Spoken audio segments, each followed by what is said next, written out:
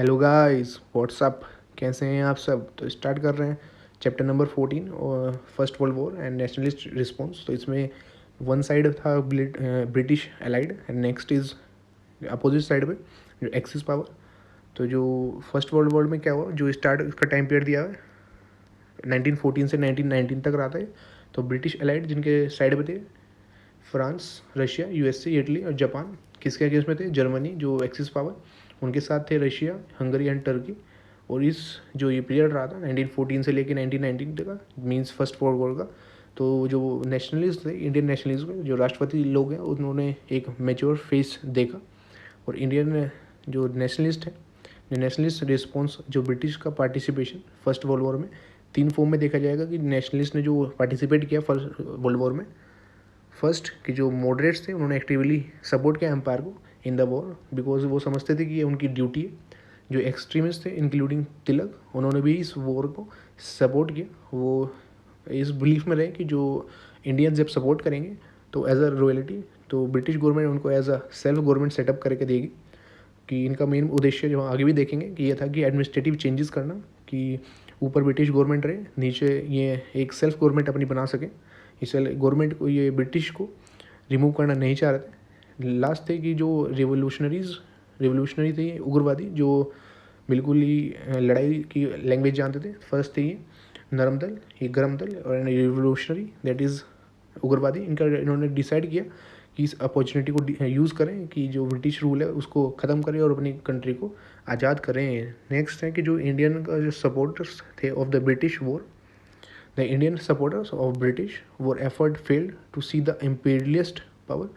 कि जो ब्रिटिश जो इंडियन से जो सपोर्ट कर रहे थे, उन्हें अब उनकी जो भी इच्छाएं थी वो फेल्ड होती दिखाई दी, और देख रहे थे इम्पीरियलिस्ट पावर को कि वो केवल अपना ही जो फ़ायदा है उसको देख रही थी, ना कि जो हमारी कंट्री की पब्लिक है।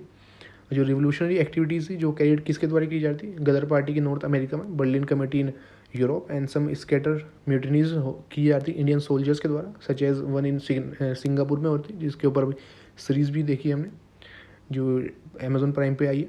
और India for revolutionary striving for the immediate complete independence. और जो ये उग्रवादी थे, ये बिल्कुल ही मन में इनके तड़प रहे थे कि बिल्कुल ही इन्हें कंप्लीट इंडिपेंडेंस चाहिए थी।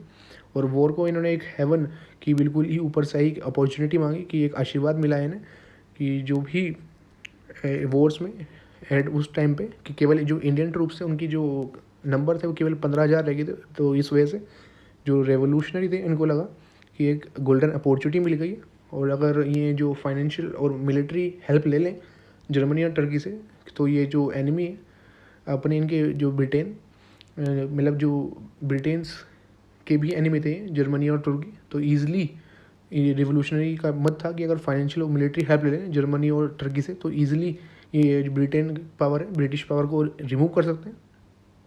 जो इसकी डिटेल्स हैं वो प्रीवियस चैप्टर में हम पढ़ चुके हैं। नेक्स्ट है होम रूल लीग मूवमेंट। कि जो होम रूल लीग मूवमेंट है was the Indian response to the first world war in a less charge but a more effective way. कि जो होम रूल मूवमेंट था वो एक इंडियन रिस्पॉन्स था, कि पहले एक होता है एक्शन, उसके बाद रिएक्शन होता है। कि जो भी एक्शन इंडियन ने किया उसमें पार्टिसिपेट करके अब उन्हें रिएक्शन मिल रहा है कि वो लेस मोर इफेक्टिव रहा इन द वे कि जो इंडियंस थे वो एक लीडरशिप उनके अंदर आई। अब उन्हें मोमेंट फॉर्म करना है। अब प्रोमिनेंट लीडर बाल गंगाधर तिलक, एनी बेसेंट और ये सभी जो लीडर्स हैं गो टुगेदर, एक साथ इकट्ठे हुए। उन्होंने डिसाइड किया कि अब एक ज़रूरी है कि एक नेशनल अलाइंस बनाना that work throughout the year, unlike Congress जो एनुअली मिलती थी, ऐसा नहीं जो पूरे साल काम करेगा। ऐसा एक अलाइंस बनाने की ज़रूरत है जिसका मेन ऑब्जेक्टिव डिमांड क्या रखी कि सेल्फ गवर्नमेंट और होम रूल। तो ये होम रूल मूवमेंट अभी स्टार्ट होगा for all the India of all the India with in the British Commonwealth. और ब्रिटिश कॉमनवेल्थ के अंदर भी जैसे आपको बताया कि ऊपर जो ब्रिटिश ही रहेंगे उसे हटाने की नहीं, केवल एक सेल्फ गवर्नमेंट अपने लिए। And this alliance was to be called All India Home rule League along with the lines of the Irish Home rule League. और इसी ही जो अलायंस को नाम दिया गया All India Home rule League. किसके लाइन्स पे? कि जैसे कि किस से सिमिलर होता था, जो आयरिश होम रूल लीग था। और इन द एंड हाउएवर दो होम रूल लीग बनाए, लॉन्च किए गए, वन बाय बाल Gangadhar Tilak and another by अनी बसंत। की दोनों के ही सेपरेट जो होम रूल लीग थे। आगे हम इनके डिफरेंट फीचर्स भी देखेंगे कि कौन कितने ब्रांचेस बनाई थी, कितने एरिया में था। And both with the aim beginning new trend of aggressive politics, कि दोनों का एम यही था कि एक एग्रेसिव, कि एक जो उग्रवादी पॉलिटिक्स है उसे स्टार्ट किया जाए। नेक्स्ट है कि जो factor leading to the movement, कि some of the factor leading to the formation of the home rule movement were as follows, कि कौन कौन से फैक्टर रिस्पॉन्सिबल थे कि होम रूल मूवमेंट को बनाया गया। तो फर्स्ट है कि जो सेक्शन है नेशनलिस्ट के, जो राष्ट्रवादी का कुछ सेक्शन है, वो फील्ड करता है कि पॉपुलर प्रेशर की रिक्वायरमेंट है अगर हमें गवर्नमेंट का ध्यान अपनी तरफ आकर्षित करना है। सेकंड, जो मॉडरेट्स थे वो भी जो मॉडलेमेंट रिफॉर्म हुआ था उससे बिल्कुल ही डिसअपॉइंट थे, डिसइल्यूजन थे, उनकी सारी ही इच्छाएं जो उनकी उम्मीदें थी वो ख़त्म हो रही थी।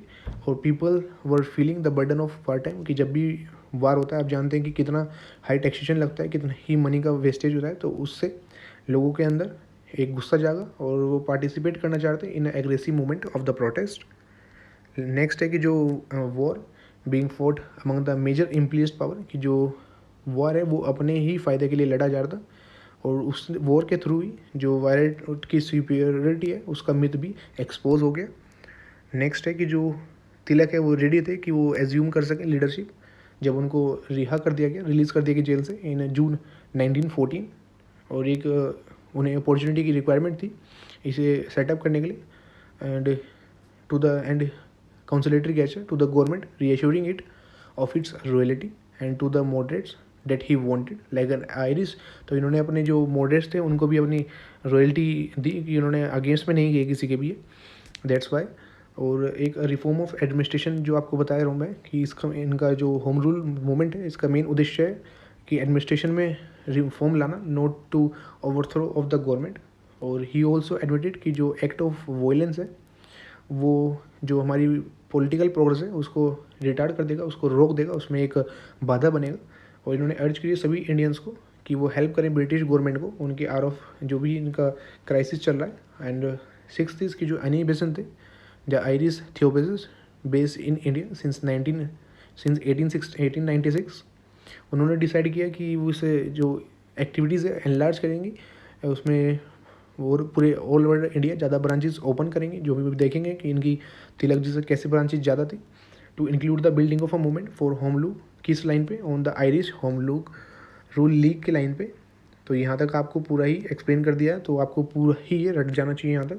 नेक्स्ट देखते हैं लीग्स, कि बहुत जो तिलक और बसंत है और उन्होंने realise the sanction of a moderate dominated Congress as well as full corporation of the extremist भी। और उन्हें दोनों को रियलाइज़ हुआ तिलक और बसंत को कि अगर जो मॉडरेट्स हैं और जो एक्सट्रीमिस्ट हैं उनका फुल सपोर्ट ही की रिक्वायरमेंट रहेगी अगर हमें इस मूवमेंट को, होम रूल मूवमेंट को सक्सीड करना है। अगर लेकिन वो फेल होता थे 1914 के सेशन में कि जो मॉडरेट और एक्सट्रीम्स को एक जगह लाने पे। अभी हम आगे जो डिस्कस करेंगे कैसे 1916 में लखनऊ सेशन में ये एक साथ आते हैं। लेकिन जो तिलक और बेसंत हैं उन्होंने डिसाइड किया कि वो इससे रिवाइव करेंगे अपने खुद के बल पर। बाय अर्ली 1915 जो अनी बेसंत है उन्होंने लॉन्च किया कैंपेन कि डिमांड करने के लिए self government for India after the war, कि on the lines of the white colonies. और उन्होंने कैंपेन के न्यूज़पेपर के थ्रू, उनका नाम था new India and Commonwealth, and through the political meeting और कॉन्फ्रेंसेस के थ्रू और एनुअल सेशन जो कांग्रेस को होता है 1915 के अंदर, जो तिलक और बेसंत के जो एफर्ट्स हैं कुछ उन्हें कामयाबी मिली। और ये डिसाइड किया गया कि जो एक्सट्रीमिस्ट्स हैं उन्हें कांग्रेस में एडमिट किया जाएगा। ऑल्दो जो बेसंत है वो नाकामयाब रही कि जो होम रूल लीग को अप्रूव करा सके कांग्रेस से, लेकिन जो कांग्रेस है उसने एक नया प्रोग्राम स्टार्ट किया था डेट्स इज़ कि एजुकेटिव प्रोपेगेंडा, की उन्हें एजुकेशन प्रपोर्ट करनी है, मोबिलाइज करनी है और लोकल जो लेवल पे कांग्रेस के कमिटमेंट्स हैं उन्हें फुलफिल करना है। And not willing to wait for no long, कि ज़्यादा अब वेट नहीं कर पा रही थी जो एनी बेसंत है। जो बेसंत है उन्होंने लेट द कंडीशन डेट कि अगर कांग्रेस इम्प्लीमेंट नहीं करेगी उनके जो भी कमिटमेंट होंगे तो वो अपना एक नया लीग बना लेंगे। और फाइनली उन्होंने ये कर भी लिया जब कांग्रेस ने कुछ रिस्पॉन्स नहीं दिया उनकी जो भी कमिटमेंट्स थे। जो तिलक और बसंत है उन्होंने अपना सेपरेट लीग बना लिया कि कोई भी अगर बीच में जो डिफरेंसेस ऑफ थॉट से कुछ भी फ्रिक्शन है उसे अवॉइड करने के लिए।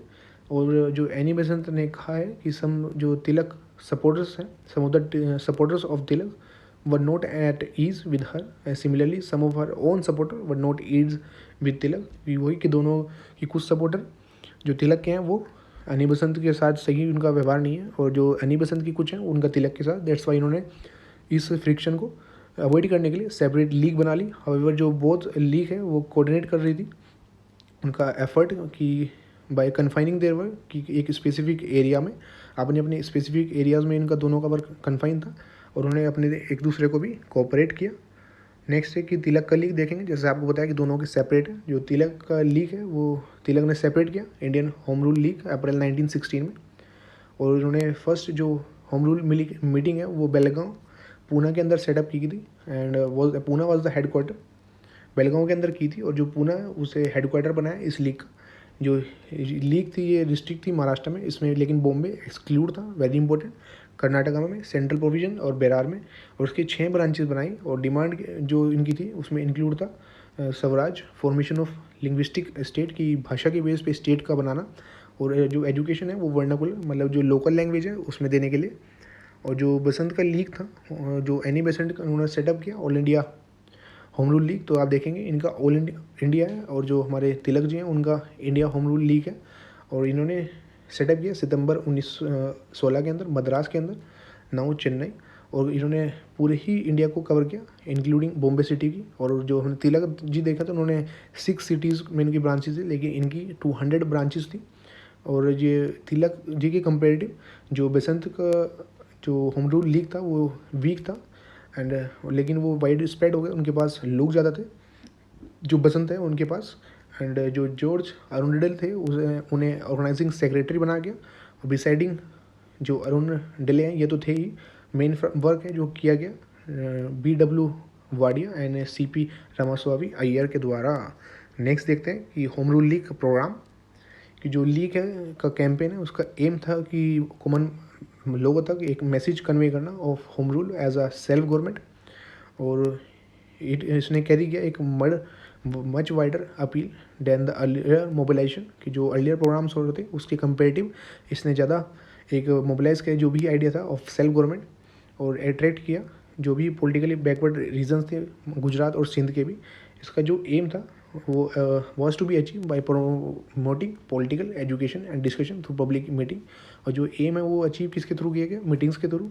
लाइब्रेरीज ऑर्गेनाइज की गई रीडिंग रूम्स में भी कि कंटेनिंग बुक्स नेशनल पॉलिटिक्स के ऊपर, और कॉन्फ्रेंस रखी गई, कोई क्लास ऑर्गेनाइज की गई स्टूडेंट्स के लिए, और न्यूज़पेपर के थ्रू ये पैम्पलेट्स के थ्रू, पोस्टर्स के थ्रू, और जो पोस्ट कार्ड रिलीजियस सॉन्ग्स के थ्रू, और ये सभी करा गया। उसके लिए फंड्स भी कलेक्ट किए गए, सोशल वर्क को भी ऑर्गेनाइज किया, and participation in local government activities भी की गई। और जो रशिया का रेवोल्यूशन था 1917 का उसने भी प्रूव किया एक added advantage home rule campaign के अंदर। और जो होम रूल एजुटेशन है वो लेटर ज्वाइन कर लिया गया मोतीलाल नेहरू जी द्वारा, जवाहरलाल नेहरू जी के फादर, और जो जवाहरलाल नेहरू एंड भूला भाई चित्तरंजन दास ये सभी जो नेम्स हैं, एंड ये लीडर इन सभी द्वारा ज्वाइन कर लिया गया। और सम ऑफ दीज लीडर जो थे वो हेड बन गए थे लोकल ब्रांचेस के, एनी बेसेंट के जो लीग था उसके हेड बन गए, और मोहम्मद अली जिन्ना ने लेड किया था बॉम्बे का डिवीज़न, वेरी इंपॉर्टेंट।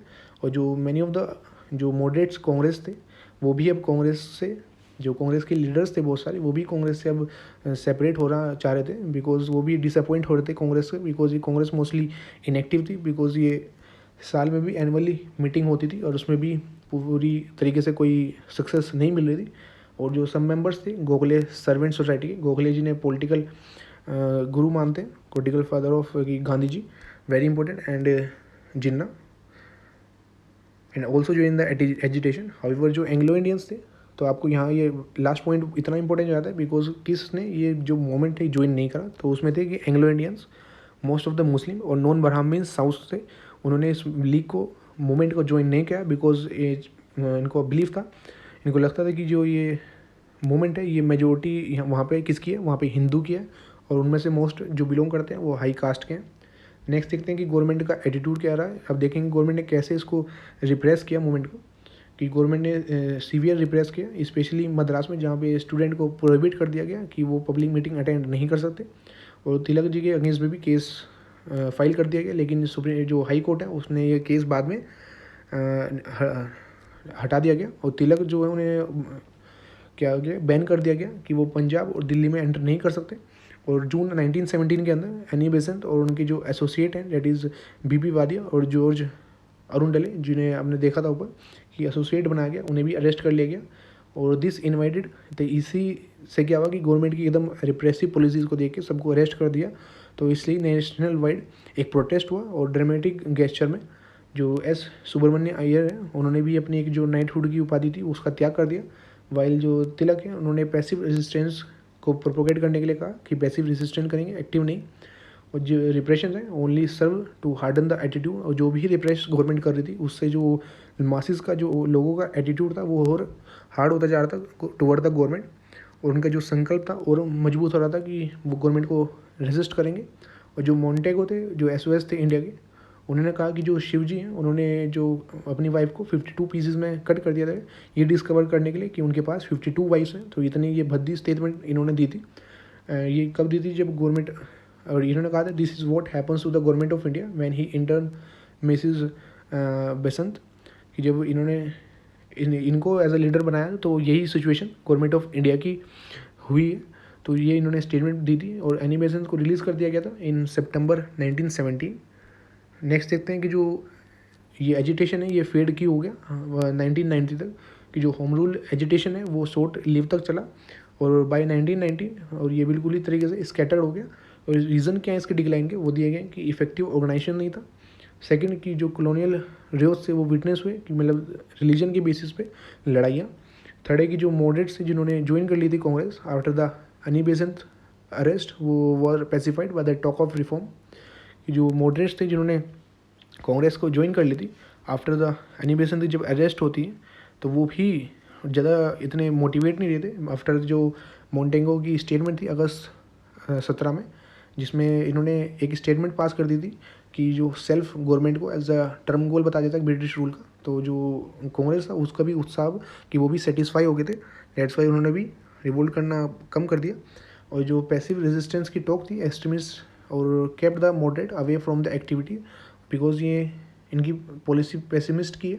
तो इसी वजह से भी कि जो मॉडरेट्स हैं उन्होंने अपने आप को दूर रखा जो भी एक्टिविटी इससे हो रही थी फ्रॉम सितंबर 1980s। और जो मोंटेगे चिल्मसफोर्ड रिफॉर्म था वो विच बिकम नोन इन जुलाई 1918, उसने फर्दर डिवाइड कर दिया नेशनलिस्ट रैंक को। और एनी बेसेंट इज हिमसेल्फ जो herself was in two mind about the use of the league about after the announcement of the reform. और इस रिफॉर्म के बाद इसकी फीचर्स भी आपको डिस्कस कर चुके हैं।